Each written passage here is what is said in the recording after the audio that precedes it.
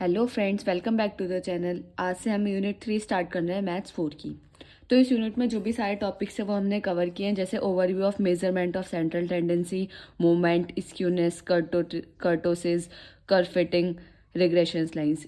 इसमें जो भी पिछले 3 साल में जो भी क्वेश्चन आए वो मैंने हम इसके सामने लिखे हुए हैं। जैसे मूवमेंट से 2021-22, 22-23 में जो क्वेश्चन आया हुआ है वो मैंने कराया हुआ है आपको। आप इस वीडियो को कंप्लीट देखें और ये आपकी यूनिट पूरी अच्छे से हो जाएगी। अब इसमें पहला जो टॉपिक आता है overview of measurement of central tendency. मतलब इसका मतलब है क्या, आप इसकी प्रॉपर डेफिनेशन देखेंगे तो इसकी डेफिनेशन क्या कहती है, अ average is a single value. जो भी हम एवरेज है वो क्या है, एक single value with in the range. जो हमारा कोई भी डेटा हमें गिवन है उसमें से हमें एक सिंगल वैल्यू जो हमारी होगी वो एवरेज होगी। वो किसके अंदर होंगी, रेंज के अंदर। That is use to represent, जो हमारी यूज होते हैं रिप्रेजेंट करने के लिए all the values in the series, values को सीरीज में रिप्रेजेंट करने के लिए। Since an average is somewhere within the range of the data, जो एवरेज होता है वो क्या होता है, जो भी डेटा की रेंज है उसके अंदर ही हमारा एवरेज होगा। So that is called measurement of central tendency. इसको ही हम क्या बोलते हैं, measurement of central tendency. Basically इस यूनिट में जो भी हम पढ़ेंगे वो एवरेज के बारे में पढ़ेंगे।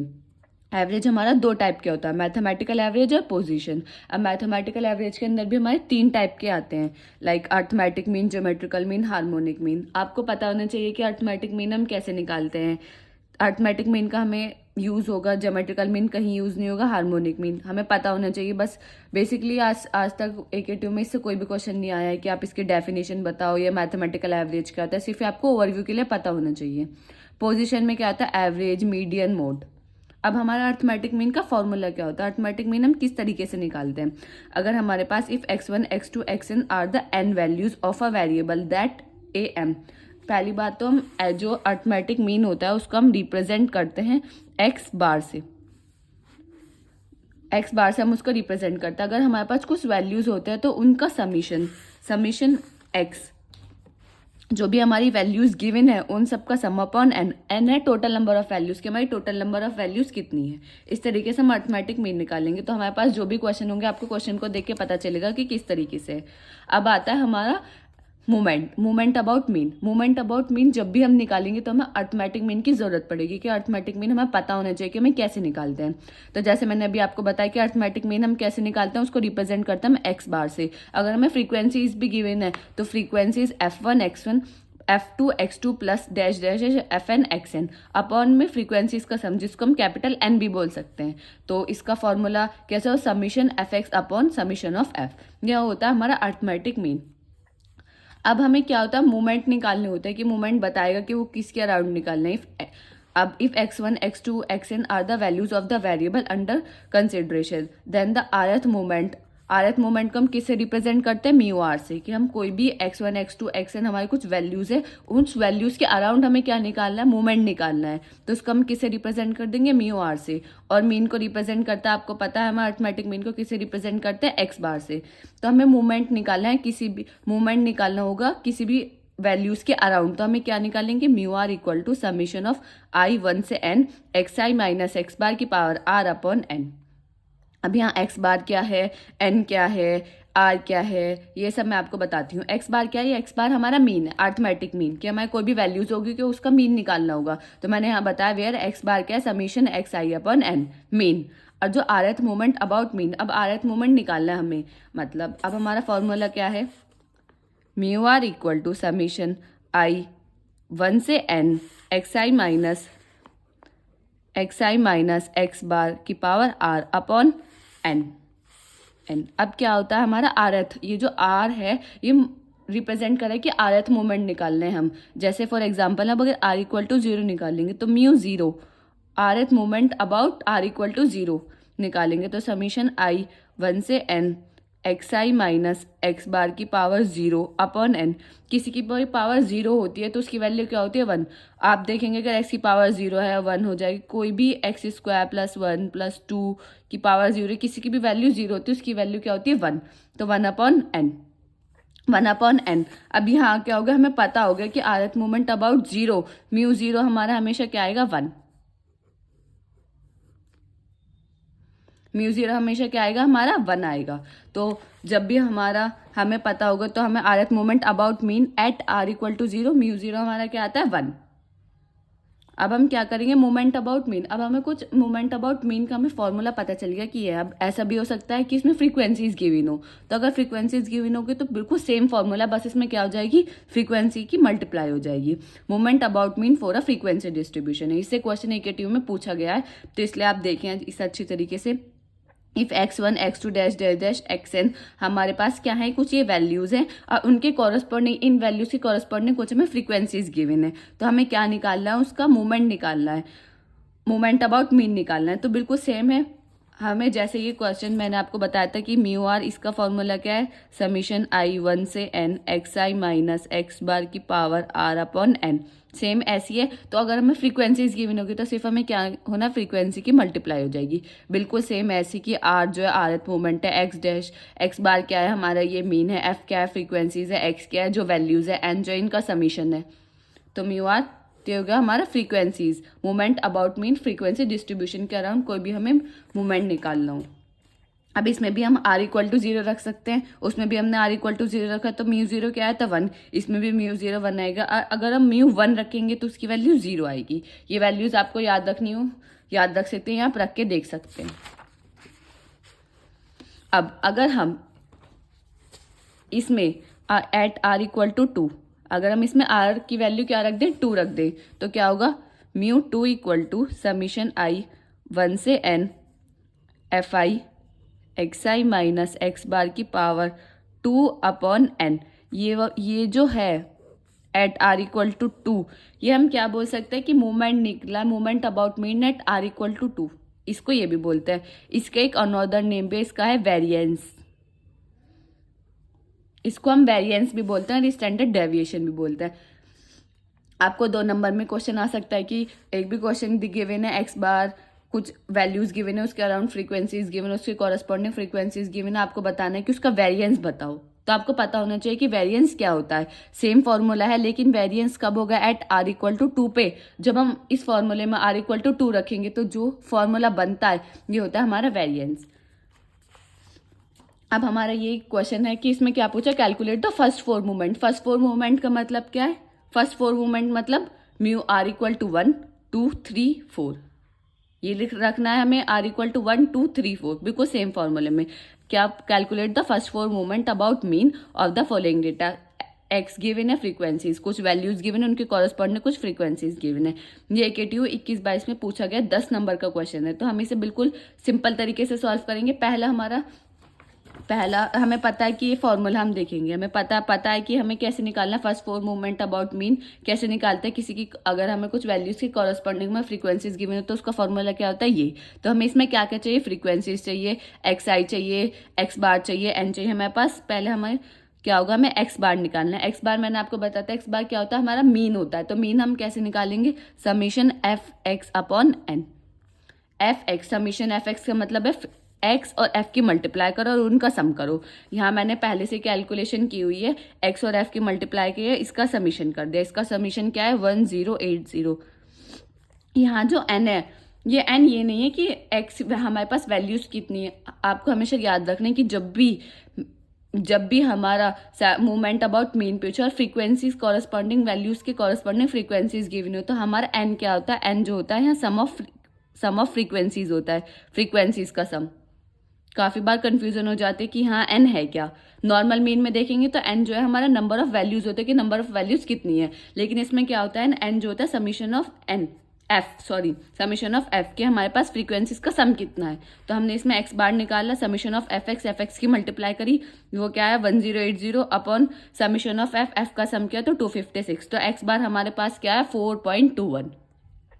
अब हमें ये आ गया है। अब हमारे पास फॉर्मूला क्या होता है, mu r equal to summation i 1 से n f i x i minus x bar की पावर आर अपॉन एन। अब उसने फर्स्ट 4 मोमेंट पूछे, मतलब एट आर इक्वल टू 1 2 3 4 ये पूछे। अब आप आर इक्वल टू 1 रख दीजिए तो म्यू 1 निकालेंगे, समीशन आई 1 से n f i x i minus x bar की पावर 1 अपॉन एन, ऐसी 2 रख देंगे तो म्यू टू का आपको पता है क्या बोलते हैं, वेरिएंस भी बोलते हैं और स्टैंडर्ड डेविएशन भी बोलते हैं।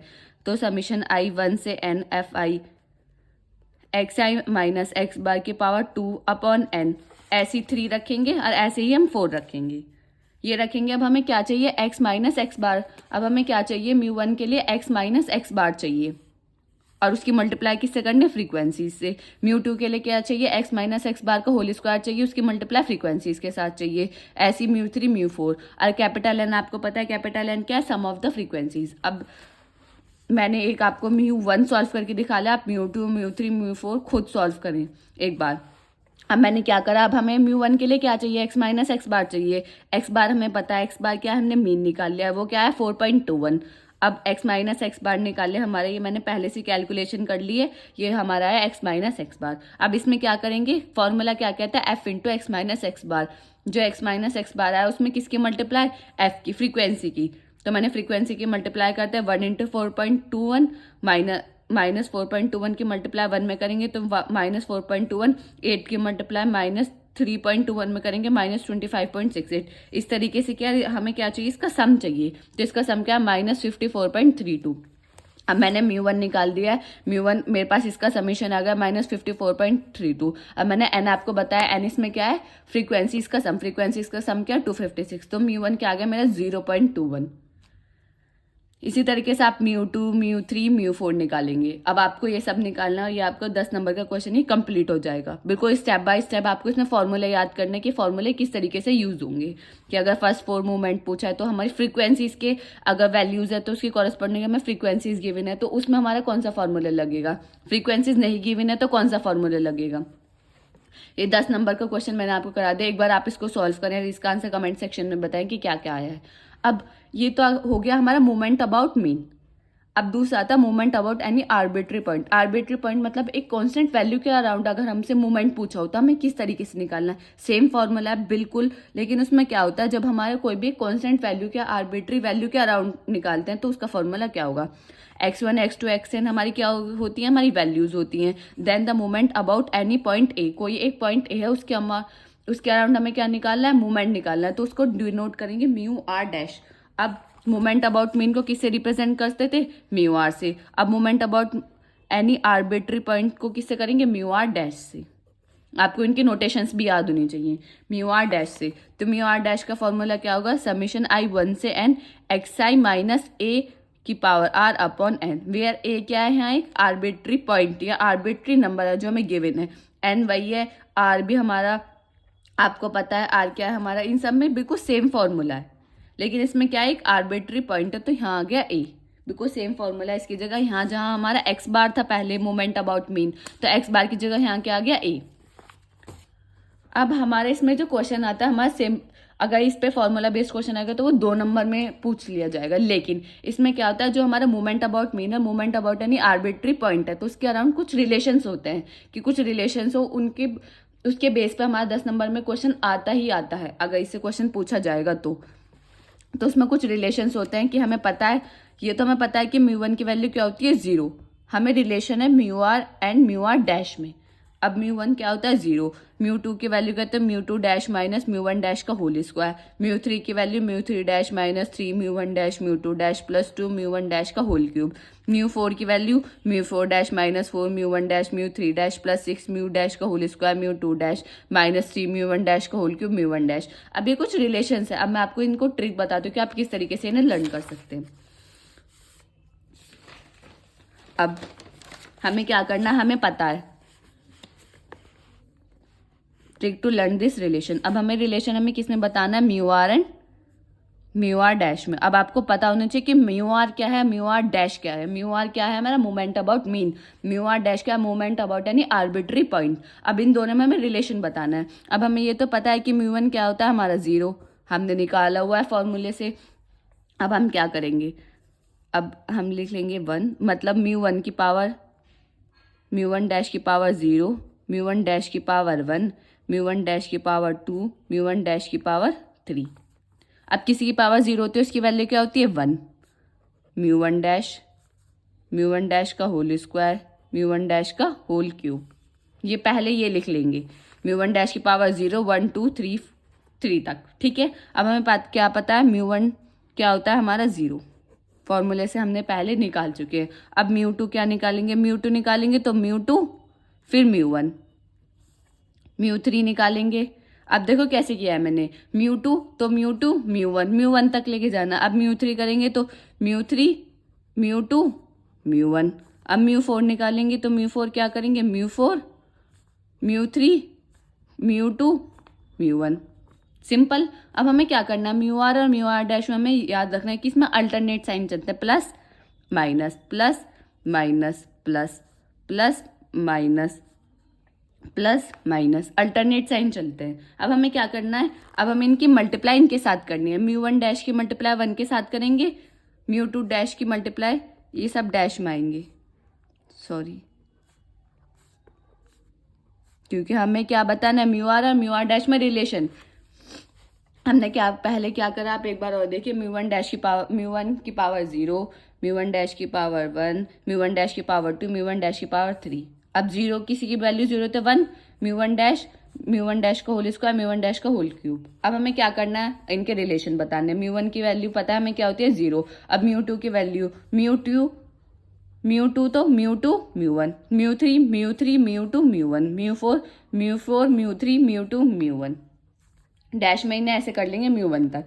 अब हम क्या करेंगे, म्यू टू की वैल्यू को मल्टीप्लाई करेंगे इनसे। पहले की मल्टीप्लाई यहाँ सेम रहेगा, अब इसकी मल्टीप्लाई यहाँ करेंगे तो यहाँ क्या हो गया, म्यू वन डैश एक और आ जाएगा। ठीक है।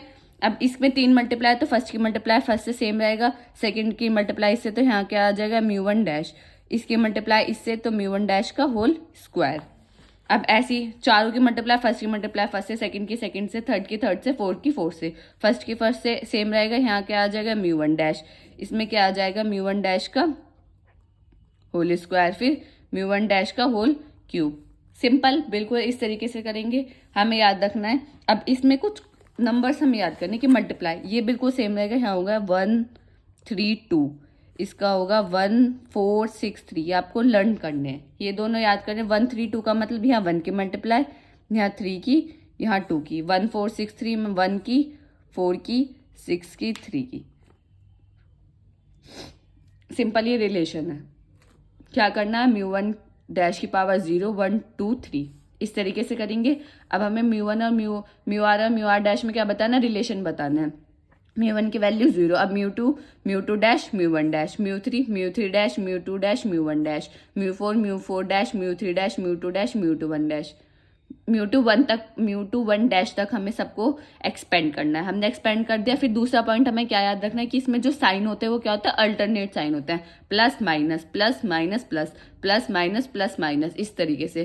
फिर हमें क्या करना है, जितनी वैल्यूज है उनकी इनमें मल्टीप्लाई करेंगे, फर्स्ट की फर्स्ट से, सेकंड के सेकंड से, फर्स्ट की फर्स्ट से, सेकंड के सेकंड से, थर्ड के थर्ड से। इस तरीके से इसमें 4 वैल्यूज है, चारों की फर्स्ट से, सेकंड की सेकंड से, थर्ड की थर्ड से, फोर्थ की फोर्थ से। अब इसमें कुछ कोड याद करने की, किसकी मल्टीप्लाई किससे होगी। तो हम इसमें क्या रखना है, 1 3 2, 1 की मल्टीप्लाई, 3 की मल्टीप्लाई, 2 की मल्टीप्लाई, 1 4 6 3, 1 की मल्टीप्लाई, 4 की, 6 की, 3 की। ये म्यू आर और म्यू आर डैश में क्या है, रिलेशन को याद करने की ट्रिक है, ये आपको लर्न करनी है, ये बहुत इंपॉर्टेंट है, इससे क्वेश्चन आता है, इससे आया हुआ भी क्वेश्चन है 10 नंबर में इसे रिलेशन के ऊपर, तो ये रिलेशन आपको याद होना चाहिए। इसकी मैंने आपको बता दिया ट्रिक, आप इस तरीके से इसको याद कर लें। अब ये होता है, अब हमारे क्या होता है, एक दूसरा रिलेशन भी होता है, लेकिन ये बेसिकली पूछा नहीं जाता, ये अब तक आया हुआ क्वेश्चन नहीं है, तो मैंने इसको आप एक बार देख लें। ये भी सेम है, इसकी भी ट्रिक देखें आप, सेम है। हमें क्या करना है, यहाँ हमने म्यू वन डैश लिया, यहाँ हम क्या लेंगे, एक्स बार की पावर 0, एक्स बार की पावर 1, एक्स बार की पावर 2, एक्स बार की पावर 3। अब इसमें भी सेम है, अब इसमें क्या करना है, V2 तो म्यू टू तक। अब इसमें भी इस तरीके से हमें पता होता है, V1 हमारा क्या होता है, एक्स बार होता है, V2 हम निकालेंगे तो म्यू टू प्लस एक्स बार का होल स्क्वायर, V3 की वैल्यू होती है म्यू थ्री प्लस 3 एक्स बार, म्यू टू प्लस एक्स बार का होल क्यूब। बेसिकली अब तक क्वेश्चन आया हुआ नहीं है, ना ही इससे आता है, तो क्वेश्चन जो आता है वो म्यू आर और म्यू आर डैश का जो रिलेशन है इससे ही क्वेश्चन आता है। आप एक बार इसको देख ले बस। अब जो हमारे AKTU 22-23 में 10 नंबर में जो क्वेश्चन पूछा गया वो क्या पूछा गया, इसने पूछा the first 4 moment of a distribution about the values 4। ये जो 4 है, ये आपको 4 देख के पता चलनी चाहिए क्या, ये एक आर्बिट्री पॉइंट है।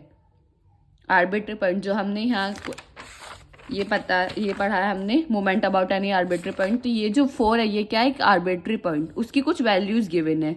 -1.5, 17, -30 एंड 80। इसने पूछा μ1, μ2, μ3, μ4 बताइए और ऑल्सो β1 एंड β2 बताइए। 10 नंबर में क्वेश्चन पूछा गया। तो इस क्वेश्चन से आपको क्या पता चला, जब भी आपको पता चल जाए कि moment about any arbitrary point है, तो जो हमारा ए क्या है, हमारा 4, तो जो उसके अराउंड वैल्यूज गिवन होंगी वो क्या होंगी, μ1 डैश डैश से -1.5, क्योंकि हम कोई भी आर्बिट्री पॉइंट के अराउंड मोमेंट निकालने तो उसे हम किससे रिप्रेजेंट करते हैं, μr डैश से। तो उसके अराउंड कुछ भी हमें वैल्यूज गिवन है या कुछ भी गिवन है तो वो क्या हो गया, μ1 डैश। अब μ2 डैश की वैल्यू हमारी 17 है, μ3 डैश की वैल्यू क्या है, -30 है, μ4 डैश की वैल्यू क्या है, हमारी 80 है। अब उसने क्या पूछा हमें, μ1, μ2, μ3, μ4। अब आपको देख के पता लग रहा है कि ये सिंपल क्वेश्चन है, इसमें रिलेशन लगेगा। क्यों? क्योंकि उसने क्या पूछा, μ1 डैश, μ2 डैश, μ3 डैश गिवन है और μ1, μ2, μ3, μ4 पूछा है।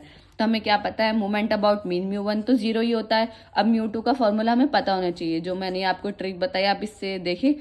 μ2 का फॉर्मूला क्या होता है, μ2 डैश माइनस μ1 डैश का होल स्क्वायर। अब μ2 डैश की वैल्यू आपको पता है क्या है, 17 रख दिया, माइनस μ1 डैश की वैल्यू क्या है, -1.5, इसका स्क्वायर कर दिया तो μ2 की वैल्यू आ गई। इसी तरीके से μ3 की, इसी तरीके से μ4 की। अब इसने एक क्या पूछा, ऑल्सो फाइंड β1 एंड β2। अब आपको β1 एंड β2 पता होने चाहिए। β1 एंड β2 क्या है, एक कर्ल पियर्सन कॉफिशिएंट होता है। ये जो β1 एंड β2 क्या है, कर्ल पियर्सन कॉफिशिएंट। इनका फॉर्मूला आपको याद रखना है कि β1 एंड β2 क्या होता है। β1 की वैल्यू होती है μ3 का स्क्वायर अपन μ2 का होल, μ2 का स्क्वायर। μ3 की वैल्यू आपको पता चल गई 39.7। अब μ2 की वैल्यू पता चल गई 14.75। दोनों का स्क्वायर कीजिए, डिवाइड कीजिए, β1 आ गया। अब β2 का फॉर्मूला क्या है, μ4 अपन μ2 का होल स्क्वायर। μ4 आपका 114.312 आ गया, μ2 का होल स्क्वायर 39.7 का होल स्क्वायर। डिवाइड कीजिए β1 एंड β2। आपको कैलकुलेटर अलाउ होता है तो आपको कैलकुलेशन में कोई प्रॉब्लम नहीं होगी। तो सिंपल क्वेश्चन है ये। 10 नंबर में आपको सिर्फ रिलेशन के ऊपर, बिल्कुल डायरेक्ट रिलेशन के ऊपर ये क्वेश्चन पूछा गया। बस इसमें क्या है, β1 एंड β2 आपको पता होना चाहिए। β1 β2 क्या है, कर्ल पियर्सन कॉफिशिएंट। फॉर्मूला याद होना चाहिए कि β1 का क्या है, μ3 का होल स्क्वायर अपन μ2 का होल स्क्वायर, β2 क्या है, μ4 अपन μ2 का होल स्क्वायर। इसके बाद हमारा आता है, हमारा दूसरा नेक्स्ट टॉपिक आता है स्क्यूनेस। स्क्यूनेस बेसिकली क्या होते हैं, स्क्यूनेस की डेफिनेशन क्या है, lack of symmetry in a frequency distribution. Frequency distribution के टाइम जो भी हमारी सिमेट्री में लैक ऑफ सिमेट्री आती है, मतलब सिमेट्री के हमारे, जैसे फॉर एग्जांपल हमारा ये ग्राफ है तो हमारा ये ऐसे होना चाहिए, लेकिन नहीं, ये कैसा हो रहा है, ये इधर की तरफ ज्यादा हो रहा है। तो इसमें क्या होता है, लैक ऑफ सिमेट्री होता है कि जिस जो हमारा डिजायर्ड आउटपुट है वो उस तरीके से वो नहीं आ पा रहा है, उसमें कुछ प्रॉब्लम्स आ रही है, लैक आ रहा है उसमें। तो वो क्या होगा, वो होता है हमारा स्क्यूनेस। अब हमारा स्क्यूनेस क्या था, skewness is positive if the longer tail is the distribution lies towards right. मतलब राइट की तरफ ज्यादा होगा तो हमारा पॉजिटिव होगा, लेफ्ट की तरफ होगा तो नेगेटिव होगा। ये तो बिल्कुल बेसिक है कि हमें पता होता है कि एक्स एक्सिस किस तरीके से पॉजिटिव होगी, किस तरफ से नेगेटिव होगी। अगर किधर जा रहा है तो कब पॉजिटिव होगी, कब नेगेटिव होगी। तो हमारी एक्स एक्सिस आप देखेंगे यहाँ 0 होता है, यहाँ सारी एक्स एक्सिस की पॉजिटिव वैल्यूज होती हैं और यहाँ क्या होती है, एक्स एक्सिस की नेगेटिव वैल्यूज होती है। अगर हमारा ग्राफ इस तरीके से जा रहा है, ज्यादा इधर की साइड, लैक इधर की साइड कर रहा है, तो हमारा क्या होगा, पॉजिटिव स्क्यूनेस। अगर हमारा क्या ग्राफ इधर की साइड जा रहा है, ज्यादा इस तरीके से जा रहा है, तो ज्यादा किधर लैक कर रहा है, नेगेटिव के साइड, तो क्या होगा, नेगेटिव स्क्यूनेस होगी। तो स्क्यूनेस क्या होते हैं, पॉजिटिव और नेगेटिव हमें पता होनी चाहिए। अगर हमारा arithmetic mean mode median equal होगा, मीन मोड मीडियन इक्वल का मतलब है कि हमारी कोई भी स्क्यूनेस नहीं है। इसका मतलब मीन मोड मीडियन हमारे क्या होता है, ऑरिजिन पे होते हैं, कि मतलब ये बिल्कुल प्रॉपर बन रहा है। तो ये क्या होगा, इसमें कोई भी स्क्यूनेस नहीं, कोई भी लैक ऑफ सिमेट्री नहीं है, सेम मतलब सही सिमेट्री है। जो भी हमें रिक्वायर्ड सिमेट्री है वो हमें दे रहा है कि मतलब मीन मोड मीडियन हमारा कहाँ है, इक्वल है तीनों। तो वो क्या होगा हमारा उस टाइम क्या होगा, नो स्क्यूनेस, कि हमारी स्क्यूनेस नहीं है। तो स्क्यूनेस के कुछ फॉर्मूले होते हैं। स्क्यूनेस का फॉर्मूला होता है arithmetic mean minus mode upon standard deviation, mode equal to 3 median minus 2 AM। AM मतलब अर्थमेटिक मीन। अब इसमें दूसरा क्या आता है, skewness equal to 3 arithmetic mean minus mode upon standard deviation. ये कुछ फॉर्मूला है। इसमें जो भी क्वेश्चन अब तक 10 नंबर में पूछा नहीं गया है, इससे क्वेश्चन अब तक 2 नंबर में आ जाता है। कभी कभी पूछ लेता है कि आप बताइए स्क्यूनेसिस का क्या होगा, तो मैंने इसका एक क्वेश्चन करा दिया है। आ सकता है, 2 नंबर में एक क्वेश्चन आ सकता है, इससे सिर्फ 2 नंबर का क्वेश्चन बनता है स्क्यूनेस से। अगर स्क्यूनेस कर्टोसिस एक साथ आते हैं तो 10 नंबर का क्वेश्चन भी इससे बन सकता है। तो क्या है, the sum of 20 observation is 30 and the sum of their square is 5000, the median is 15, find the Karl Pearson coefficient. Karl Pearson coefficient आपको फाइंड करना, मतलब इसने क्या क्या गिवन है कि हमारे पास कितने ऑब्जर्वेशन है, ऑब्जर्वेशन मतलब एन हमारे पास कितना है 20। अब उसने क्या है, उसका जो सम है, जो एन है उसका जो सम है तो क्या है वो होता है 300। अगर हम उसका ही स्क्वायर कर देते हैं तो उसका सम कितना है 5000।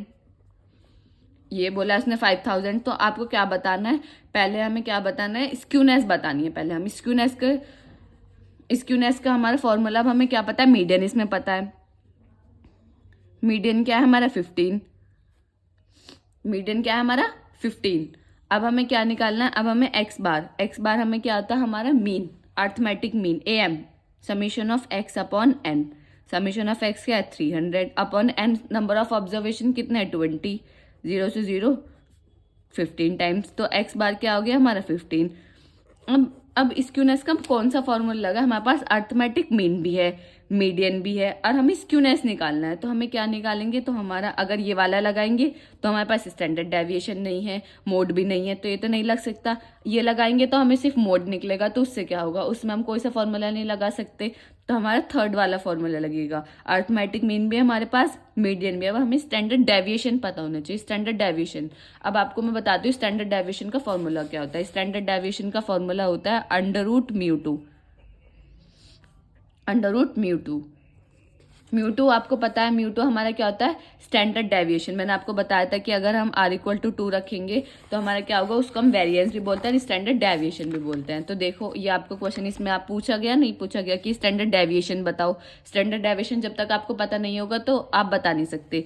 तो स्टैंडर्ड डेविएशन का क्या होता है रिलेशन, √μ2, स्टैंडर्ड डेविएशन का फॉर्मूला। अब हमें μ2 चाहिए। अब μ2 हमें किस तरीके से हम निकाल सकते हैं, अब μ2 निकालने का फॉर्मूला हमारे पास क्या है, μ2 = V2 - x बार का होल स्क्वायर। अब ये वाला फॉर्मूला कौन सा है, ये जो हमारे इसमें रिलेशन था इसका फॉर्मूला लगा है।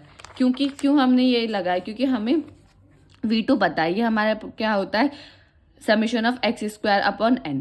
इसका फॉर्मूला ये होता है। अब समीशन ऑफ x² हमें गिवन है 5000 अपॉन n कितना हमारे पास 20 माइनस x बार हमने मीन निकाल लिया 15, 15 का स्क्वायर, तो μ2 आ गया हमारा 25 आ गया। स्टैंडर्ड डेविएशन में रखा √μ2, स्टैंडर्ड डेविएशन हमारे पास μ2 क्या आ गया हमारा 25, तो स्टैंडर्ड डेविएशन क्या होगा √25, √25 का मतलब है 5, तो स्टैंडर्ड डेविएशन हमारा क्या आ गया 5। अब हमारे पास स्टैंडर्ड डेविएशन आ गया 5, हमारे पास मीडियन भी पता है, हमारे पास अर्थमेटिक मीन भी पता है। तो अब हम इसमें सब में वैल्यूज रख देंगे। 3 इंटू मीडियन मीन की वैल्यू क्या है, 15, मीडियन की वैल्यू क्या है 15 अपॉन 5, 15 से 15 कैंसिल 0, तो क्या आ गया हमारा 0। स्क्यूनेस क्या आ गया हमारा 0। स्क्यूनेस आपसे ऐसे भी पूछ सकता है कि कर्ल पियर्सन कोएफिशिएंट बताइए आप। अगर वो कर्ल पियर्सन कोएफिशिएंट β1 एंड β2 की बात करेगा तो वो आपसे बोलेगा कि β1 एंड β2 बताइए, और ऐसे बोला कि find the Karl Pearson coefficient, इसका मतलब आपको स्क्यूनेस फाइंड करनी है। उसमें आपको वैसे क्वेश्चन में देख के पता चलेगा कि हमें मीडियन गिवन है, कुछ ऑब्जर्वेशन गिवन है, उसका सम गिवन है, उसका स्क्वायर। अब इसका वर्क क्या था, जो उसने हमारे इसका सम का स्क्वायर गिवन था, तो हमारा किस में काम आया V2 में। V2 का फॉर्मूला आपको याद होना है, जो summation of x² upon n। अब तक ये क्वेश्चन पूछा नहीं गया, सिर्फ ये मैंने आपको करा दिया है कि अगर 1% से कोई भी क्वेश्चन है तो आपको प्रॉब्लम ना हो। इससे अब तक कोई भी क्वेश्चन नहीं पूछा गया, सिर्फ इसमें अब तक डेफिनेशन पूछे जाते हैं कि स्क्यूनेस क्या होता है। स्क्यूनेस मैंने आपको बता दिया, स्क्यूनेस क्या होता है, lack of symmetry in frequency distribution. Positive कब होता है स्क्यूनेस, नेगेटिव कब होता है मैंने आपको बता दिया। पॉजिटिव की साइड अगर ग्राफ ज्यादा होगा तो पॉजिटिव होगा, नेगेटिव की साइड ज्यादा होगा तो नेगेटिव स्क्यूनेस होगा। अब अगर इससे कुछ भी थ्योरी आती है तो आप इसकी तीनों फॉर्मूले लिख सकते हैं। आप इसमें बता सकते हैं कि ये स्टैंडर्ड डेविएशन, अर्थमेटिक मीन है, ये मीडियन है, ये सब। अब इसी का ही एक होता है कर्टोसिस। अब कर्टोसिस क्या होता है, kurtosis basically measure of peakness of lightness of a distribution. अब ये है हमारे पास, अब इसकी पीकनेस कितनी है, इसकी कितनी पीकनेस है, तो वो हम किसके थ्रू फाइंड करते हैं, कर्टोसिस। कर्टोसिस हमारा यूज होता है मेजर ऑफ पीकनेस को फाइंड करने के लिए। कोई भी हमारा ग्राफ है, कोई भी हमारा फ्रीक्वेंसी डिस्ट्रीब्यूशन, इसकी पीकनेस कितनी है तो हमारा क्या बताता है कर्टोसिस। अब कर्टोसिस हमारे 3 टाइप के होते हैं, लैप्टोकर्टोसिस, मीजोकर्टोसिस, प्लेटोकर्टोसिस। मतलब लैप्टो मतलब सबसे मतलब पीकनेस बहुत ज़्यादा है, पीकनेस मैक्सिमम है तो लैप्टोकर्टिक। पीकनेस मीडियन मतलब बीच में है हमारी पीकनेस तो मीजो। प्लेटोकर्टिक मतलब पीकनेस हमारी बिल्कुल लो पे है, बिल्कुल प्लेटी है मतलब बहुत कम है तो प्लेटिकर्टिक। बीच में है तो मीजोकर्टिक। बहुत हाई है मैक्सिमम है तो लेप्टोकर्टिक। ये आपको पता होना चाहिए कि हमारा कर्टोसिस क्या होता है। कर्टोसिस हमारा मेजर होता है कि हमारी पीकनेस फाइंड करने के लिए फ्रीक्वेंसी डिस्ट्रीब्यूशन में। ये हमारा क्या होता है कर्टोसिस 3 टाइप की, लैप्टो, मीजो, प्लेटी। लैप्टो कब होती है, जो हमारी मैक्सिमम होती है, मैक्सिमम फ्रीक्वेंसी। फ्रीक्वेंसी डिस्ट्रीब्यूशन जो हमारा ग्राफ है सबसे मैक्सिमम, उसकी मैक्सिमम पीकनेस होती है। जब उसकी बीच में होगी पीकनेस तो मीजो कर्टोसिस, बिल्कुल कम होगी तो प्लेटी कर्टोसिस।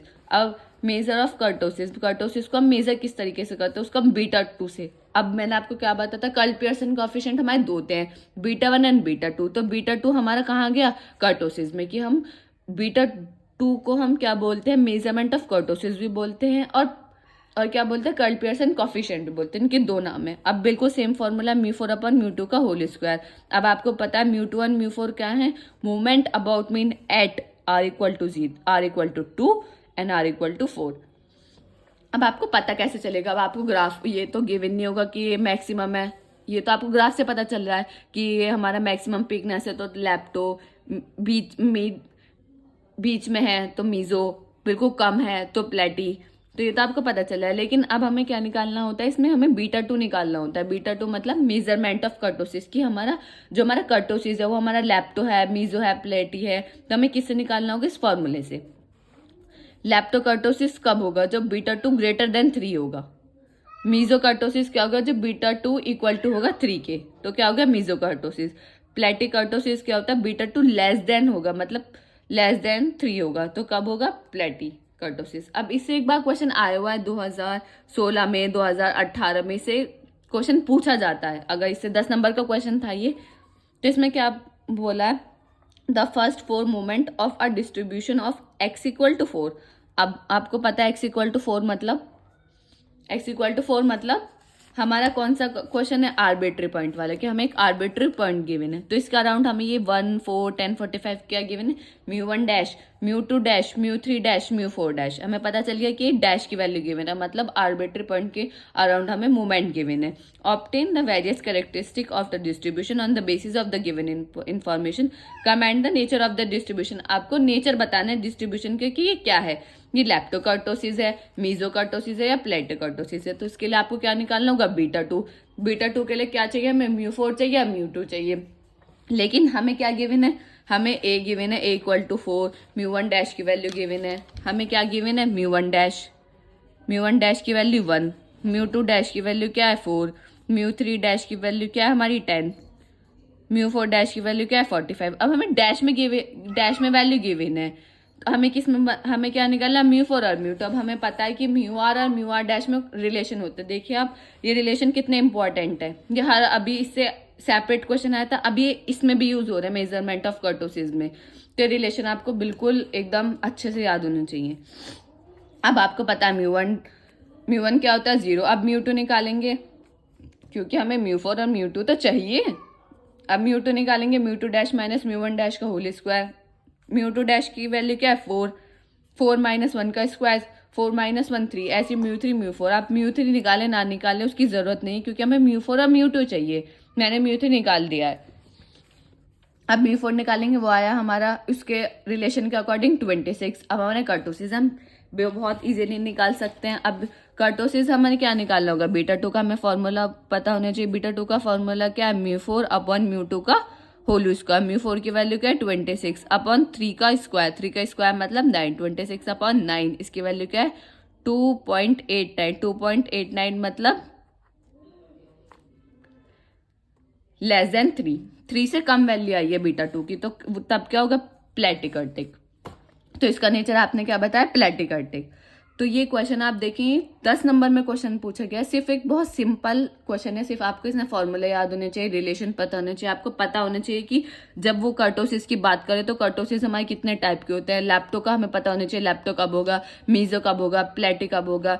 अब हमें इसका फार्मूला बीटा टू का फार्मूला पता होना चाहिए। तो इसके अकॉर्डिंग हमारा ये हो गया, कर्टोसिस भी होगा, स्क्यूनेस भी होगा। अब हमारा सेम क्वेश्चन 2014 में भी पूछा गया है कि बिल्कुल सेम क्वेश्चन है कि आपको बताना है कि whether the distribution and lepto या प्लेटिकटिक सेम है हमारा।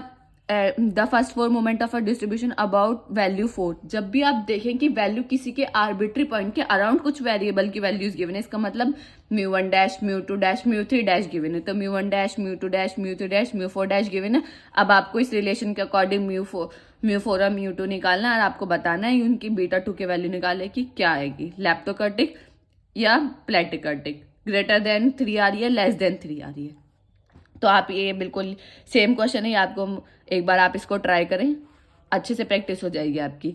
अब कर्व फिटिंग क्या होता है? कर्व फिटिंग हमारा क्या होता है, कुछ भी गिवन डाटा होता है उसको हम फिट करना होता है कर्व में। तो हमारा ज़रूरी नहीं है कि हम कर्व में फिट करें, हमारा कुछ डाटा है कर्व में फिट कर रहे हैं तो वो कुछ ऐसी स्ट्रेट लाइन बन गई, ये डेटा है हमारा, कुछ इस तरीके से बन गया, कुछ हमारा इस तरीके से बन गया, किसी भी शेप में आ सकता है। जब भी हम किसी भी डेटा को फिट करते हैं कर्व में तो वो क्या होता है, हमारा कर्व फिटिंग। अब कर्व फिटिंग में बेसिकली हमारा क्या होता है कि हम जो फिट कर रहे हैं हमारा डेटा वो हमारा क्या हो गया कि स्ट्रेट लाइन में हो गया।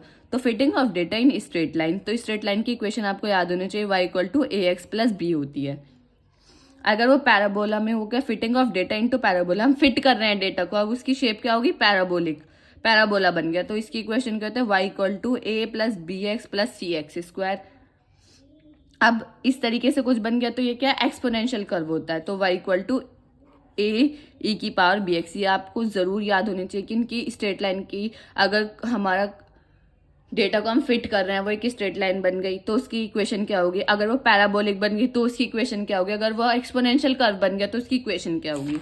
इससे काफी बार क्वेश्चन पूछा जाता है, हर बार 10 नंबर में बेसिकली आया हुआ ही क्वेश्चन है। इसमें एक होता है इसमें लीस्ट स्क्वायर मेथड, ये काफी इंपॉर्टेंट मेथड है, इसमें क्वेश्चन आया हुआ है 2019 में इससे क्वेश्चन पूछा गया। तो अब क्या होता है हमारा लीस्ट स्क्वायर मेथड। अब लीस्ट स्क्वायर मेथड या तो वो बोलेगा, वो बोलता ही है कि लीस्ट स्क्वायर मेथड, ये आपको ये देगा पी वी की पावर गामा इक्वल टू सी, कि हमारे पास ये हमारा कर्व हमारा फिट हुआ है, इस इक्वेशन में फिट हुआ है, आप इसको बताइए कि क्या होगा फॉलोइंग डेटा के अकॉर्डिंग। तो अब हम क्या करेंगे, अगर हमें लीस्ट स्क्वायर मेथड के अकॉर्डिंग, अब मैं आपको बताती हूँ इसको सॉल्व कैसे करते हैं। लीस्ट स्क्वायर मेथड,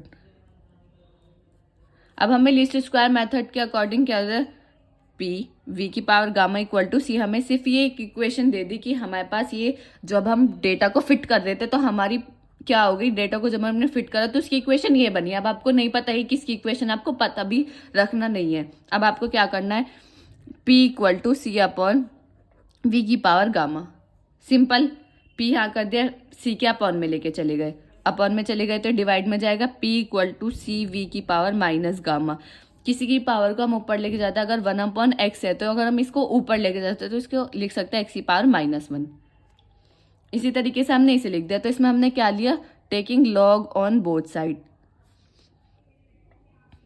अब हमने दोनों साइड लॉग ले लिया तो क्या हुआ, log p equal to log c dot v की पावर माइनस गामा। अब लॉग पी तो ऐसे रहेगा। अब लॉग की प्रॉपर्टी होता है अगर कोई भी दो टर्म मल्टीप्लाई में तो उनको हम प्लस में लिख सकते हैं, log m plus log n, तो log c plus log v की पावर माइनस गामा।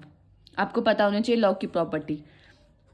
अब लॉग p, क्या हम इसको फर्दर कर सकते हैं, हाँ कर सकते हैं, लॉग m की पावर n, अगर लॉग m की पावर n है तो उसका मतलब क्या होता है n लॉग m, इसका मतलब जो पावर है वो आगे आ जाएगी और लॉग m ऐसे रह जाएगा। अब इसकी पावर क्या है, माइनस गामा आगे आ जाएगा और लॉग v। अब इसके आगे हम इसको सिंप्लीफाई कर सकते हैं, नहीं। अब हमारी इक्वेशन आ गई, इसको सॉल्व करके ये, जब भी हमें कोई भी इक्वेशन गिवन हो और वो उसमें बोले कि इस इक्वेशन में हमारा कर्व फिट करना है तो हमें क्या करेंगे, हमेशा हम उसे किस इक्वेशन से कंपेयर करेंगे, y equal to a plus b x. हमेशा इस इक्वेशन का आपको कंपेयर करना। अब यहाँ से आप y की वैल्यू बताओ, y की वैल्यू क्या आएगी, लॉग p, a की वैल्यू क्या आई, लॉग c, b की वैल्यू क्या आई माइनस गामा, x की वैल्यू क्या आई लॉग v। बस अब कुछ नहीं करना, अब सिंपल आपको इसमें वैल्यूज रखनी है, पुट करनी है और आंसर आ जाएगा। बस आपको पता होना चाहिए कि कोई भी क्वेश्चन हमें गिवन हो तो हमें उसे किस तरीके से सॉल्व करना है। ऐसा नहीं है कि वो कुछ भी दे देगा, कुछ स्पेसिफिक हैं कि स्ट्रेट लाइन की, पैराबोलिक की, लीस्ट स्क्वायर मेथड की, एक्सपोनेंशियल की, वो मैं आपको सब बता दूंगी। अब ये आ गया। अब हमारी जो भी हमारी इक्वेशन आती है y=a+bx, तब भी वो पूछेगा कि आप इसको, जैसे क्वेश्चन है the pressure of a gas corresponding to the various volume v is measured given by the following data. अब आपको इसको फिट करना है। अब आपको पता कैसे चला कि इसमें कौन सा मेथड लगेगा? ये जो p है, ये p होता है हमारा प्रेशर, v क्या है हमारा वॉल्यूम। तो प्रेशर और वॉल्यूम की जब भी बात होगी तो हमारा ये वाला ही मेथड लगेगा, PV⁻γ=c। अब हमें इक्वेशन को सिंप्लीफाई करके हमें सॉल्व करना होता है कि हाँ इसकी वैल्यू ये है, हमें इसकी वैल्यू फाइंड करके इसमें रखनी होती है PV⁻γ=c। तो हमें इसमें वैल्यू निकाल के रखनी होगी, P की वैल्यू ये है, V की वैल्यू है, गामा की वैल्यू ये है, ये आई है हमारी वैल्यू। तो हमें y=a(b⁻x) इससे कंपेयर किया तो हमेशा हमारा स्टेप 1 क्या होगा? हर क्वेश्चन में ये स्टेप अप्लाई करने होते हैं। हम क्या करेंगे, इस इक्वेशन में दोनों साइड समीशन ले लेंगे। तो summation of y equal to a के अकॉर्डिंग समीशन ऑफ, यहाँ बहुत सारी चीजें हैं, मतलब n टाइम्स है, यहाँ कुछ है नहीं, 1 1 1 1 देखेंगे तो इसके मल्टीप्लाई में क्या चल रहा है 1, कितने टाइम n टाइम्स। तो यहाँ क्या आ जाएगा summation of n plus b summation of x। पहली इक्वेशन ये बनी। हमेशा जो भी हमें इक्वेशन बनानी होती है पहले में क्या लेंगे, समीशन लेंगे, both side, left and right side दोनों साइड समीशन लेंगे। और जहाँ कुछ भी नहीं होता वहाँ क्या होता है n टाइम्स को भी वैल्यूज के मल्टीप्लाई में आती जाती है, तो वहाँ क्या होता है समीशन ऑफ n।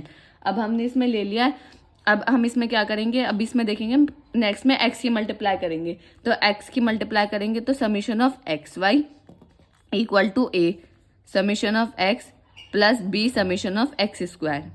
तो इक्वेशन a और इक्वेशन b, सिंपल वैल्यू निकालनी है और इसमें रखनी है।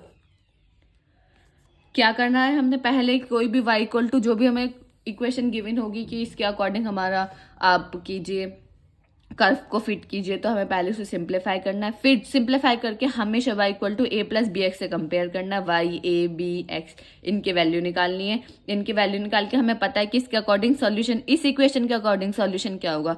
सॉल्यूशन क्या होगा, पहले हमें इस चीज में समीशन लेना, आपको याद नहीं करना, आपको सिर्फ आपको ऐसे नहीं कि इसको रटना है, आपको समझना है कि हमें क्या करना है कि पहले इसमें बोथ साइड समीशन लेना है। समीशन ले लिया, फिर दूसरे में क्या करेंगे, x की मल्टीप्लाई करेंगे, जो भी इक्वेशन बनेगी उसमें वैल्यूज रख देंगे। अब हमारा AQ 2019 में ये क्वेश्चन पूछा गया, 10 नंबर में ये क्वेश्चन आए। इस क्वेश्चन ये क्या कहता है question, the pressure of the gas corresponding to the various volume V is measured given by the following data. अब इसने क्या करा, प्रेशर और वॉल्यूम की बात हुई है। अब इसने डायरेक्ट इक्वेशन नहीं गिवन है कि हमारा कर्व जो है आपको इस इक्वेशन में फिट करना है। अब इसने क्या बता दिया कि प्रेशर और वॉल्यूम की जहाँ पे भी बात होगी मैंने आपको बताया कि कौन सी इक्वेशन है, PV⁻γ=c। अब हमें वॉल्यूम गिवन है, प्रेशर गिवन है। अब हमें क्या पता है, वॉल्यूम और प्रेशर गिवन है। अब हमें सिंपली से सॉल्व करके दिखाने की जरूरत नहीं है, आप इसको सॉल्व कर भी सकते हैं। अगर एग्जाम में ना सिंपल इसका आंसर देखेगी कि हाँ इनकी क्या सी की वैल्यू क्या आई है, गामा की वैल्यू क्या आई है, क्या इसने क्या किया है, तो आपको क्या करेंगे, PV⁻γ=c, इसको सॉल्व करेंगे सिंपल। अब हमें पता है इसके 2 सॉल्यूशन होते हैं, अगर आपको याद है तो आप सिंपल लिख सकते हैं कि इसकी 2 है। हमें पता है सिमिलरली इसके सॉल्यूशन क्या होते हैं, summation of y equal to an plus b summation of x, summation of xy equal to a summation of x plus b summation of x²। अब हमें क्या क्या चाहिए, हमें इस अकॉर्डिंग, इस वैल्यू के अकॉर्डिंग क्या चाहिए, y की वैल्यू चाहिए, हमें x की वैल्यू चाहिए, समीशन ऑफ xy चाहिए, समीशन ऑफ x चाहिए, समीशन ऑफ x² चाहिए। अब हमें पता है समीशन ऑफ, हम क्या निकालेंगे, पहले x निकालेंगे, x चाहिए। अब हमारा इसके अकॉर्डिंग x क्या है, x है log v, x क्या है log v, x equal to log v। log v का मतलब है log 50 की वैल्यू। अब आपको log की वैल्यू आपको याद नहीं करना, आपके पास कैलकुलेटर अलाउ होता है तो कैलकुलेटर में आपको log की वैल्यू निकालनी है, log 50 की, log 60, 70, 90, 100 log हमने निकाल ली। तो ये क्या हो गई, हमारी सारी x की वैल्यू हो गई। लेकिन हमें x की वैल्यूज नहीं चाहिए, हमें समीशन ऑफ x चाहिए। तो हमने इसका सम किया तो क्या है 9.27646, इसकी वैल्यूज आई। अब y equal to log p। अब हमें क्या चाहिए, दूसरे में क्या चाहिए, इस इक्वेशन, पहली इक्वेशन के अकॉर्डिंग देखो, पहली इक्वेशन के अकॉर्डिंग समीशन ऑफ x चाहिए, समीशन ऑफ वाई चाहिए। अब वाई हमें देखना पड़ता है कि वाई किसके इक्वलेंट है, वाई है लॉग पी के इक्वलेंट। हाँ, हमें प्रेशर गिवन है तो लॉग पी की वैल्यू निकालेंगे, लॉग 64.7 लॉग की सारी वैल्यूज निकालेंगे, समीशन कर दिया वाई का। तो समीशन वाई की वैल्यू क्या है 8.43387 इक्वल टू एन। एन मतलब नंबर ऑफ वैल्यूज कितनी है 1 2 3 4 5, तो एन की वैल्यू क्या होगी 5 a plus summation of x b, तो ऐसे रहा समीशन ऑफ एक्स, एक्स का समीशन करा 9.27646 9.27646, ये क्या बन गई इक्वेशन फर्स्ट। अब हमें क्या आता है समीशन ऑफ एक्स वाई चाहिए, हमारे पास एक्स भी है, यस हमारे पास एक्स भी है वाई भी है, तो एक्स वाई की मल्टीप्लाई करेंगे, एक्स वाई के मल्टीप्लाई 3.076, इनके मल्टीप्लाई करके इनका समीशन क्या है 15.695, तो समीशन ऑफ एक्स वाई की वैल्यू क्या है 15.62954। अब हमारे पास समीशन ऑफ एक्स की वैल्यू पता है हमें 9.27646 into A plus summation of x पता है हमें एक्स स्क्वायर निकालना, अब इसका स्क्वायर करके इसका समीशन निकालेंगे, वो है 17.27176। अब इसमें रख दिए, बन गई इक्वेशन 2। अब ये दो इक्वेशन बन गई, आपको पता होगा आपने फर्स्ट ईयर में भी सीखा होगा कि जो भी दो इक्वेशन हमारे दो इक्वेशन बनी है तो आप इसको एलिमिनेशन मेथड से सॉल्व कर सकते हैं, लेकिन आपके पास कैलकुलेटर अलाउ होता है तो कैलकुलेटर में आपको सिर्फ इनकी वैल्यूज को डालना है। अब ये और ए और बी की वैल्यूज आ जाए, ये मैंने पहले से ही सॉल्व किया हुआ, ए की वैल्यू 2.22476 है, बी की वैल्यू मैंने 0.289979, ए और बी की वैल्यू आ गई है, लेकिन हमें तो इसमें फिट नहीं करना, उसने हमें क्या बोला है कि पी वी की power gamma equal to c, equation तो ये है, इसमें फिट करना है हमें, तो हमने क्या करा, हमें पता है ए इक्वल टू लॉग सी है, अब हमें पता है ए इक्वल टू लॉग सी है, अब हमें क्या बताना है पी वी की पावर गामा इक्वल टू सी, यहाँ से हम सी की वैल्यू निकाल सकते हैं, तो जब लॉग मतलब लॉग लेफ्ट साइड है राइट साइड जाता है तो लॉग क्या बन जाता है anti log of a equal to c, c की वैल्यू क्या होगी anti log of a, anti log of a आपको क्या निकालना है कैलकुलेटर से ही वैल्यू कैलकुलेट करनी है सिर्फ, क्या एंटी लॉग ऑफ ए की आप वैल्यू कर निकालेंगे तो सी की वैल्यू क्या हो जाएगी, मैंने पहले से सॉल्व किया 167.78765। अब हमें क्या करना है बी इक्वल टू, अब हमें क्या अब b equal to minus gamma, ये तो b equal to minus gamma, तो गामा की वैल्यू क्या आएगी माइनस बी, अब बी की वैल्यू हम निकाल सकते हैं, बी की वैल्यू हमने निकाल ली इसके अकॉर्डिंग, बी की वैल्यू माइनस 0.28997 है, तो गामा की वैल्यू 0.28997 आई। यूजिंग दिस अब हमें पता है हमने सारी वैल्यूज निकालने, सिर्फ इसमें पुट करने, पी वी की power gamma equal to c, gamma की वैल्यू का है 0.28997 इक्वल टू सी की वैल्यू 167.78765। ये क्वेश्चन 10 नंबर में आया और या तो आपको वो बताएगा कि आपको इसके अंदर वैल्यूज फिट करनी है, वैल्यूज निकालें और इसमें कर्व को फिट कर दें इसके अंदर, नहीं बोलेगा तो वो आपको प्रेशर और वॉल्यूम देगा, तो आपको ये मेथड लगाना है, बिल्कुल सेम, बिल्कुल कैलकुलेशन, सिर्फ आपको कैलकुलेटिव है ये पूरा क्वेश्चन, सिर्फ आपको वो याद होना चाहिए कि इसके अकॉर्डिंग क्या है, हम किस तरीके से इसको सॉल्व कर सकते हैं।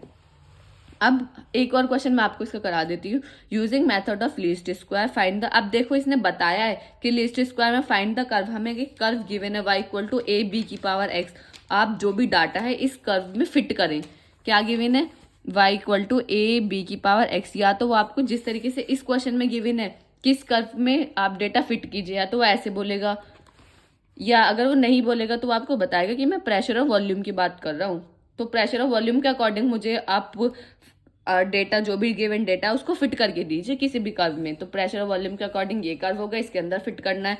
अब उसने बताया y equal to a b की पावर x, ये एक 20-21 में 10 नंबर का क्वेश्चन पूछा गया है कि आप इसको डेटा को इस कर्व में फिट कर दीजिए, ठीक है कोई बात नहीं। अब इसने इक्वेशन गिवन है y equal to a b की पावर x, मैंने आपको स्पेशली बताया है कि आपको सिर्फ ये इक्वेशन सिंप्लीफाई करनी आनी चाहिए। अब इसमें ऐसा तो कुछ है नहीं, बेसिक स्टेप्स क्या है, पहले आप उसको सिंप्लीफाई कर सकते हैं, वहां तक सिंप्लीफाई कीजिए, इस तरीके से सिंप्लीफाई कर लीजिए। ये तो सिंप्लीफाई, हम इसे क्या सिंप्लीफाई करेंगे, कुछ नहीं कर सकते, तो उसमें भी हमने क्या लिया था सेकंड स्टेप में लॉग लिया था, तो हमेशा आप फर्स्ट स्टेप में हमेशा याद रखें सिंप्लीफाई करें, सेकंड स्टेप में आप लॉग लें, हमेशा जो भी क्वेश्चन आपको गिवन हो, तो हमने इसमें भी क्या लिया लॉग लिया, हमें कुछ नहीं पता y log y equal to log a b की पावर एक्स। अब आपको पता है दो लॉग में दो मल्टीप्लाई में होती हैं, तो ए और बी अगर मल्टीप्लाई में तो हम उसे किस में लिख सकते हैं प्लस में, तो log y equal to log a plus log b की पावर एक्स। अब मैंने आपको जैसे पिछले वाले क्वेश्चन में सेम ही था ये इस तरीके का, log y equal to log a plus log m की पावर n को क्या लिख सकते हैं, n log m। याद रखें log m की पावर n को लिख सकते हैं n log m, और log m इंटू n को लिख सकते हैं log m plus log n।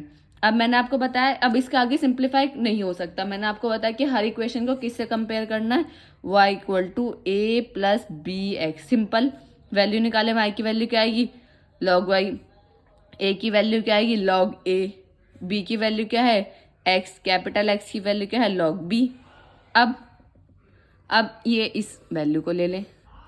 अब आपको पता है इसके दो जनरल सॉल्यूशन होते हैं। पहला क्या होता है कि दोनों साइड समीशन लेना होता है, तो summation of y equal to a summation of n plus b summation of x। पहली इक्वेशन हमेशा यही बनेगी, दोनों साइड समीशन। दूसरा मैंने आपको क्या बताया था कि x की मल्टीप्लाई करनी है। अब x की मल्टीप्लाई करेंगे, summation of x y equal to a summation of x plus b summation of x square. Simple, आपको ज़्यादा हार्ड डिफिकल्ट क्वेश्चन नहीं है ये, सिर्फ आपको सेम स्टेप्स याद करने हैं कि इसका सॉल्यूशन ये होता है कि हम इसके सॉल्यूशन, आपको रटना नहीं है, याद करिए कि इसमें एक बार समीशन लेंगे, एक बार एक्स की मल्टीप्लाई करते हैं, तो जो आता है उसको हमेशा जो भी सॉल्यूशन कोई भी इक्वेशन गिवन है उसको सिंप्लीफाई करके किससे कंपेयर करना है, y equal to a plus b x. अब आपने इसको कंपेयर कर दिया, अब इससे वैल्यूज निकाले और इसमें पुट कर दें। आप इसका आंसर मुझे कमेंट सेक्शन में बताएं। सेम क्वेश्चन है, मैंने आपको इसका बता दिया है, इसके सॉल्यूशंस क्या होंगे। अब इसमें वैल्यूज रखें और आप मुझे बताएं कि इसका आंसर क्या आया है। अब इससे हमारे क्या होता है, एक ही स्ट्रेट लाइन हो गई, पैराबोला हो गया। तो अब हम इसमें क्या पढ़ते हैं, पैराबोला। अब पैराबोला की जब मैंने कर्व फिटिंग, बहुत काफ़ी इंपॉर्टेंट टॉपिक है कर्व फिटिंग, जब मैंने आपको स्टार्ट किया था तभी मैंने आपको इक्वेशन बताई थी कि स्ट्रेट लाइन की क्या होती है, पैराबोला की क्या होती है, एक्सपोनेंशियल की क्या होती है। अब पैराबोला की हमारी क्या होती है, पैराबोला की हमारी इक्वेशन आपको याद होनी चाहिए कि पैराबोला है तो पैराबोला की इक्वेशन क्या है, स्ट्रेट लाइन है, स्ट्रेट लाइन की इक्वेशन क्या है। ये जो हमारी थी किसकी थी, y equal to a b की पावर एक्सपोनेंशियल की थी, लेकिन उसने ये बताया नहीं कि एक्सपोनेंशियल की, उसने गिवन कर दी कि y equal to a b की पावर एक्स, जो गिवन डेटा है आप उसको इस इक्वेशन में फिट करें। अब पैराबोला की हमारी इक्वेशन क्या है, y equal to a plus b x plus c x square. हमें पता है ये पैराबोला की इक्वेशन है, ठीक है। अब मैंने आपको क्या बताया, हर जो भी इक्वेशन हमें गिवन है उसका फर्स्ट स्टेप क्या है, दोनों साइड समीशन ले लें। इसमें भी हम क्या करेंगे, सेम प्रोसेस, समीशन ले लिया, a summation of n plus b summation of x plus c summation of x square. Equation 1 simple. फिर दूसरे में क्या करते हैं, हम x की मल्टीप्लाई करते हैं, ठीक है, कोई बात नहीं, x की मल्टीप्लाई, सेम प्रोसेस, कोई दिक्कत नहीं, summation of x plus b summation of x square plus c summation of x cube. अब देखो आपको इस इक्वेशन के अकॉर्डिंग पता चल जाएगा कि हमने देखो समीशन भी ले लिया, x की मल्टीप्लाई कर दिया। अब इसमें वेरिएबल्स क्या है, एक्स स्क्वायर। इसका मतलब हमें एक इक्वेशन और बन सकती है एक्स स्क्वायर की मल्टीप्लाई करके, summation of x square b summation of x cube plus c summation of x की पावर 4। इक्वेशन 3 पैराबोला की यही 3 इक्वेशन हैं जो इस इक्वेशन, मतलब इस इक्वेशन से ये हमारे 3 सॉल्यूशन बनते हैं। पहला क्या होता है, हम समीशन लेते हैं, हमें इस इक्वेशन के अकॉर्डिंग ही पता चलेगा कि पहला हमें एक्स की मल्टीप्लाई करना है, ठीक है। पहले तो सब बेसिक स्टेप है कि समीशन लेना है दोनों साइड, फिर एक्स की मल्टीप्लाई करते हैं। फिर हमने देखा इसमें तो एक और वेरिएबल है एक्स स्क्वायर, तो एक्स स्क्वायर की मल्टीप्लाई कर दी। तो ये आपको रटना नहीं है, आपको इक्वेशन के अकॉर्डिंग ही समझना है कि हम किस किस की मल्टीप्लाई कर सकते हैं, लेकिन बेसिक फर्स्ट स्टेप क्या है कि हमें दोनों साइड समीशन लेना है। अब हमारा 2022-23 में क्वेश्चन पूछा गया है पैराबोला से, fit the parabolic curve over second degree of the following data. को डेटा गिवन है, इसको पैराबोला में फिट करना है। अब पैराबोला हमें इसने क्या बोला है, सेकंड डिग्री तक, सेकंड डिग्री मतलब एक्स स्क्वायर तक, सेकंड डिग्री आपको पता है कि सेकंड डिग्री 1 डिग्री, 1 डिग्री मतलब एक्स की पावर 1, सेकंड डिग्री मतलब एक्स की पावर 2। तो मैक्सिमम पैराबोला में क्या होता है, एक्स की पावर 2 ही हो सकती है। तो इसने क्या बोला, second degree of the second degree में आप पैराबोलिक कर्व को फिट करें अकॉर्डिंग टू दिस डेटा, ठीक है, कोई बात नहीं। हमें क्या एक्स और वाई गिवन है, ठीक है, कोई बात नहीं। अब हमने क्या करा, एक्स और वाई गिवन है तो एक्स स्क्वायर निकाल लिया, एक्स क्यूब एक्स की power 4, x y x square y. अब हमें ये कैसे पता चला कि हमें ये निकालना है इस इक्वेशन के अकॉर्डिंग। इस इक्वेशन क्या कहते हैं, हमें एक्स स्क्वायर चाहिए, समीशन ऑफ एक्स चाहिए, summation of x square x cube चाहिए, समीशन ऑफ एक्स वाई चाहिए, summation of x square y चाहिए। इस अकॉर्डिंग के, इस इक्वेशन के अकॉर्डिंग जो भी हमारे रिक्वायरमेंट्स है हमने उन्हें फुलफिल कर दिया, हमने वो सब चीज़ें निकाल दी हैं, अब कुछ नहीं किया है, हमें क्या करना है, पहले हमें स्टेप पता है कि हमें दोनों साइड समीशन लेना है। जो भी हमारी इक्वेशन बनी समीशन लेके क्या बना, summation of y equal to a n plus b summation of x plus c summation of x square. अब summation of y, y given है, इसका सम ये क्या है 12.9, तो 12.9 ए एन, एन मतलब नंबर ऑफ वैल्यूज 1 2 3 4 5 मतलब 5 है, तो 5a plus summation of c into summation of x square b into summation of x. Summation of x क्या है हमारा, सम कर दिया तो क्या है 10b प्लस सी है सीधा समीशन ऑफ एक्स स्क्वायर का सम 30। इक्वेशन फर्स्ट बन गई। इसी तरीके से इक्वेशन 3, इक्वेशन 2, इक्वेशन 3 बन गई इस फॉर्मूले के अकॉर्डिंग। अब क्या करना है, हमारे पास कैलकुलेटर अलाउ है, आपको कैलकुलेटर से इन तीनों इक्वेशन को सॉल्व करना है। आपको मुझे कमेंट सेक्शन में ए बी सी की वैल्यू बतानी है। जो भी ए बी सी की वैल्यू आएगी, पूरा क्वेश्चन यहाँ कंप्लीट नहीं होता अगर आप इसको ऐसे इसमें रखकर नहीं आएंगे, इसमें वैल्यू पुट करके नहीं आएंगे तो आपके मार्क्स कट सकते हैं। तो जो भी ए बी सी की वैल्यू है वो आप इसमें पैराबोलिक इक्वेशन में आपको रखनी है और आपको बताना, आपको क्वेश्चन आपके 10 नंबर का कंप्लीट हो जाता है। तो एबीसी की वैल्यू आप इस इक्वेशन से निकालेंगे, कैलकुलेटर से आप मुझे बताएंगे एबीसी की वैल्यू जो भी आती है वो इसमें रखेंगे और ये 10 नंबर का क्वेश्चन कंप्लीट हुआ। ये AK2 22-23 में पूछा गया क्वेश्चन है। ये बहुत सिंपल क्वेश्चन है, बस ये आपको एक बार आने चाहिए कि हाँ पहला स्टेप क्या है। कर्व फिटिंग काफ़ी इंपॉर्टेंट टॉपिक है, इससे जो भी अब तक क्वेश्चन आया हुआ मैंने आपको करा दिए। आप 1-2 क्वेश्चन खुद से प्रैक्टिस करके देखें, खुद से ये एक बार सॉल्व करने की कोशिश करें। कुछ इसमें बेसिक स्टेप्स है जो मैंने आपको बता दी कि आपको इक्वेशन को देख के पता चल जाएगा कि किस चीज़ की मल्टीप्लाई करनी है। पैराबोला में एक्स की मल्टीप्लाई कर सकते हैं हम, एक्स स्क्वायर की मल्टीप्लाई कर सकते हैं। समीशन लेना हर इक्वेशन में पहला स्टेप के लिए, सॉल्यूशन के लिए।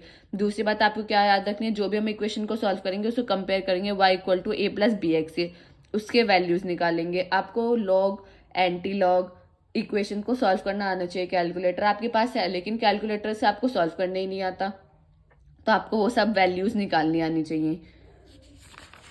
अब हमारा ये भी काफ़ी इंपॉर्टेंट टॉपिक है रिग्रेशन। रिग्रेशन हमारा क्या बताता है, फंक्शन रिलेशनशिप बिटवीन 2 और मोर वेरिएबल। ये फंक्शन की रिलेशनशिप बताता है 2 और मोर वेरिएबल के, 2 से ज़्यादा वेरिएबल के बीच में रिलेशनशिप, फंक्शन की रिलेशनशिप बताता है, उसको क्या बोलते हैं हम, रिग्रेशन। अब हमें पता है स्ट्रेट लाइन जा रही है तो वो लीनियर है, नहीं जा रही तो नॉन लीनियर है, तो आपको पता होना चाहिए।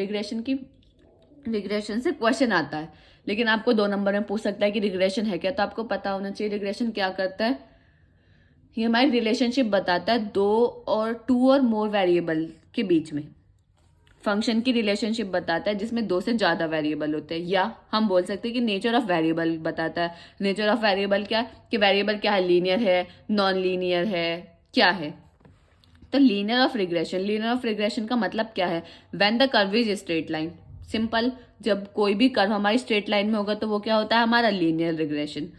अब लीनियर रिग्रेशन में भी हमारा क्या होता है, x on y, y on x. Regression हम निकाल सकते हैं वाई ऑन एक्स और एक्स ऑन वाई। इसका मतलब क्या है, वाई ऑन एक्स का मतलब हम इसमें क्या मानते हैं कि y जो हमारा डिपेंडेंट वेरिएबल है और इंडिपेंडेंट वेरिएबल है। डिपेंडेंट और इंडिपेंडेंट वेरिएबल आपने यूनिट फर्स्ट में भी पढ़े होंगे कि इंडिपेंडेंट वेरिएबल क्या होता है, जो किसी की वैल्यू, किसी भी फंक्शन की वैल्यू दूसरे वेरिएबल पर डिपेंड करे। इंडिपेंडेंट मतलब किसी पर डिपेंड नहीं कर रही। डिपेंडेंट और इंडिपेंडेंट वेरिएबल।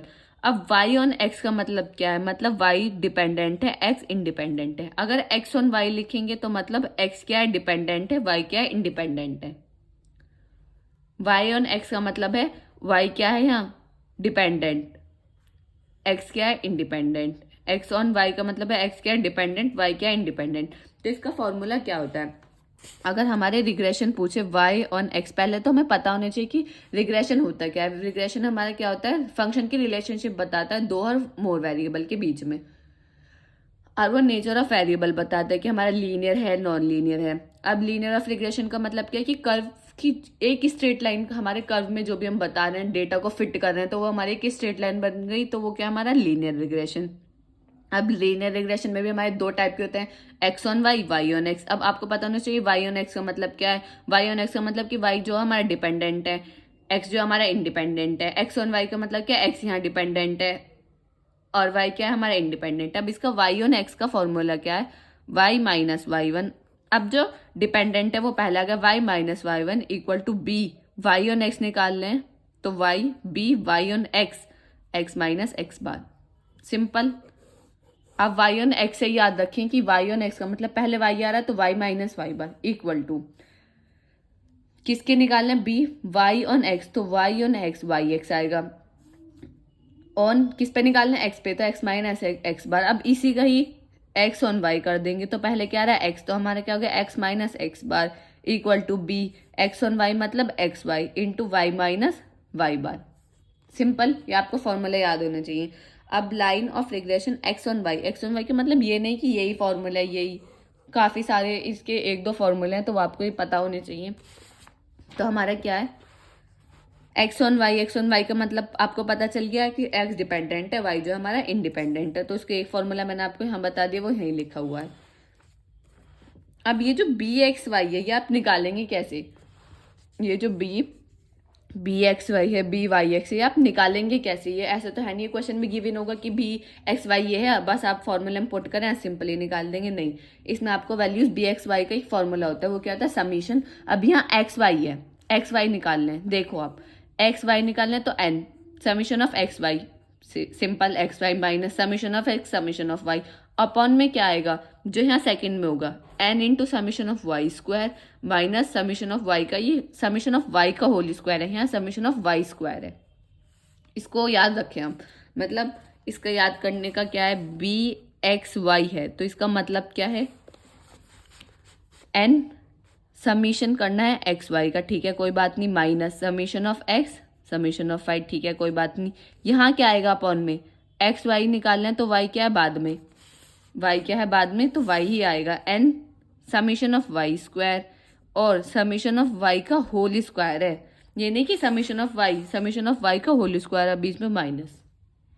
आप इस तरीके से इसे याद कर सकते हैं कि एक्स वाई तो क्या होगा जो लास्ट में होगा एक्स वाई, यहाँ वाई एक्स होता है तो नीचे एक्स आता है, एक्स वाई है तो वाई नीचे आएगा।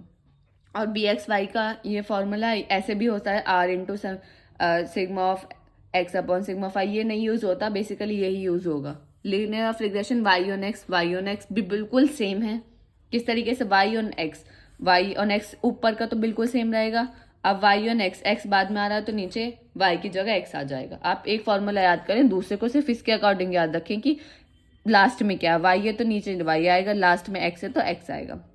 अब 2021-22 में रिग्रेशन से 10 नंबर का क्वेश्चन पूछा गया है कि fit a parabolic curve of regression, y on x पूछा गया। वाई ऑन एक्स आपको जैसे ही आपको वाई ऑन एक्स क्वेश्चन में देखा, अच्छा वाई ऑन एक्स, तो आपको फॉर्मूले एकदम याद हो जाने चाहिए कि वाई ऑन एक्स का मतलब क्या है कि पहले वाई आएगा फिर वाई ऑन एक्स फिर एक्स आएगा। और बी एक्स वाई का फॉर्मूला ये होगा कि वाई ऑन एक्स पूछा तो एक्स बी एक्स वाई के फॉर्मूले में क्या आएगा एक्स नीचे आएगा। अब आपको इसे फिट करना है, बिल्कुल सिंपल, एक्स और वाई गिवन है, एक्स और वाई गिवन है। अब हमें क्या निकालना है, हमें पहले बी वाई एक्स निकालना पड़ेगा। अब बी वाई एक्स का हमें पता है, वाई ऑन एक्स निकालना है, हमें वाई ऑन एक्स ही तो निकालना है, तो पहले हमें बी वाई एक्स सिर्फ हमें वाई माइनस वाई बार निकालना है। वाई बार और एक्स बार क्या आपको पता है, रिप्रेजेंटेशन मैंने आपको पहले ही बताया था कि एक्स बार क्या होता है मीन होता है, अर्थमेटिक मीन होता है, ऐसी वाई बार क्या है, वाई और एक्स बार क्या है यहाँ अर्थमेटिक मीन।